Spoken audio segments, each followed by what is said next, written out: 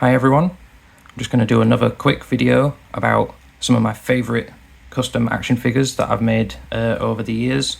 Last time I did my custom Jabba the Hutt figure. This time I'm going to be doing this short video on my custom Han Solo figures. So I will kick things off with the first figure and my favourite figure out of the ones that I've made. And this is my custom Bespin Han Solo figure. So obviously this is the most recent Return of the Jedi Han vintage collection figure, using the body there and the holster and the gun. So that's all from the most recent vintage collection Han Solo. The jacket is from the Force Link 2-pack Han Solo figure that came with the Boba Fett figure. The hands are from the it would be the Black Series version of the Dagobah Luke figure that had all the interchangeable hands. And that's about it, really. So it's quite a simple custom. So all I did was boil and pop out the original arms and swap it out for the old Bespin Han arms, and then I rounded down the shoulders because they're quite angular, the Han Solo shoulders from that figure. So I've rounded them down just to make it look a little bit more natural and have a better silhouette. I've given him these hands because this is him explaining himself to Lando when he lands in Bespin, or when he's greeting Lando on the landing pad. So he has nice open arms.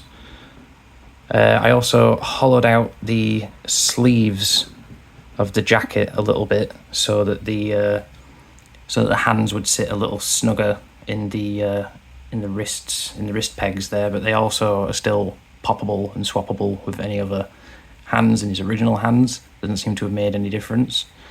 So yeah, there you go. That's my Bespin Han. I really like this guy. This head sculpt that we got was pretty good, and the closest likeness we've had so far. So because I like multiple of each figure, if I can, I made this guy,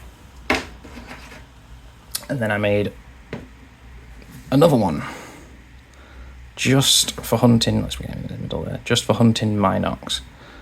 So this Han figure has the same issues that the old young Han Solo figure had. It's got a bit wobbly leg syndrome, but he stands okay if you get him in the right position.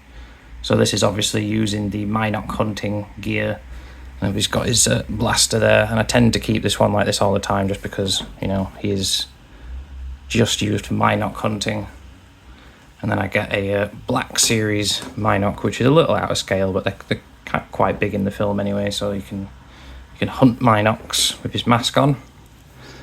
So there's that guy. Same figure again, rounded off the shoulders, hollowed out the wrists a little bit so the hands fitted in a bit better. Sorry, I'm doing a terrible job of this, but there we go. Yeah, so that's the second one based off that body. And the third one is pretty nice as well, I think. And this is my Prisoner Han Solo custom. And the only problem I have with this one is that his shirt's tucked in. So it's not like that sculpt we got on the, was it the Black Series Carbonite Han Solo, where he had his shirt untucked and it looked a bit more realistic. So unfortunately, he looks very neat and tidy, but he does, however, have replaced lower arms from that Black Series Han Solo Carbonite figure, and obviously the arm gauntlets and the wrist gauntlets, which are closed, so you can remove those forearms completely with the gauntlets attached and put on the other arms. So you can swap it out if you want to, but I keep him like this all the time on my carbon freezing chamber playset, without the belt on and the any extra weight from the different arms or the jacket. This guy stands a lot better than the other ones, which is why I don't have him on a stand when he's on the carbon freezing chamber playset. But yeah, I'd say for likeness and just for fitting him with the rest of the figures in the setup, this is a good little custom, easy as well. And the last one is basically just not really a custom, really can't really call it custom, it's just a slight mod, I suppose. So this is the figure that started off all these customs, so that would be the Return of the Jedi Han Solo figure. And then all I've done is swapped out his hands again for the Black Series Luke Dagobah figure, and then I've put a bendy wire in the vintage collection, the very old vintage collection Return of the Jedi Han Solo figure, so it can slump over his shoulder there, and then he's in this pose for when he's talking to Lando outside the Millennium Falcon in Return of the Jedi. Sorry, this one's in a slightly more difficult position. There we go. So there we go. That's 4 custom Han Solo figures out of 1 recent release. I imagine it'll take Hasbro quite a while to get round to doing new versions of all these figures, so I had to take it upon myself to make my own. I'm just going to put first one back into frame again. There it is. So yeah, it's a very, very easy custom if you want to give it a go. Only some slight modification needed.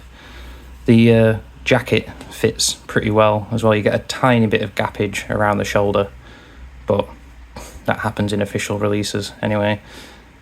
And I really just display him in this pose on the landing pad, greeting Lando and Lobot and a couple of his Bespin guards. Yeah, so that's it. Thanks for watching.